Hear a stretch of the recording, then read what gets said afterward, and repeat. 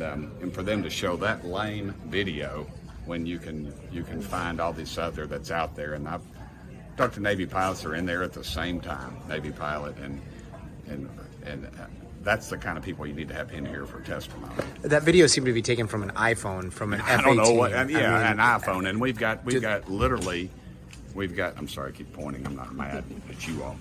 When we have video from Navy pilots from their wing cameras, for goodness sakes, that seems bring to those guys in here. Yeah, Let it seems them to raise talk. the question if they've and, got and by telling you that they have whistleblower protection or something, that's bogus until it's in the law. For us to just sit here and talk about it is bogus, and you really need to provide them with some sort of ability to come in here and not be persecuted and not have a limit.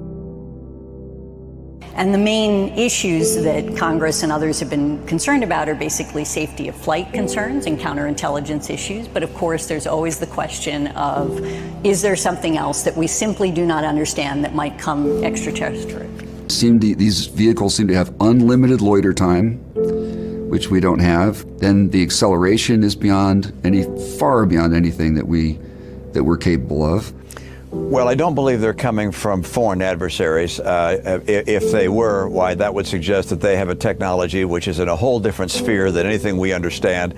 And frankly, China and Russia just aren't there. Technology that can do 600 to 700 G-forces, that can fly at 13,000 miles an hour, that it can evade radar, and that can fly through air and water and possibly space. And oh, by the way, has no obvious signs of propulsion, no wings, no control surfaces, and yet still can defy the natural effects of Earth's gravity. That's precisely what we're seeing. The government has already stated for the record that they're real. I'm not telling you that. The United States government is telling you that. Now, I know what you've seen is what those Navy pilots saw in 2004, and there have been some 300 sightings since then.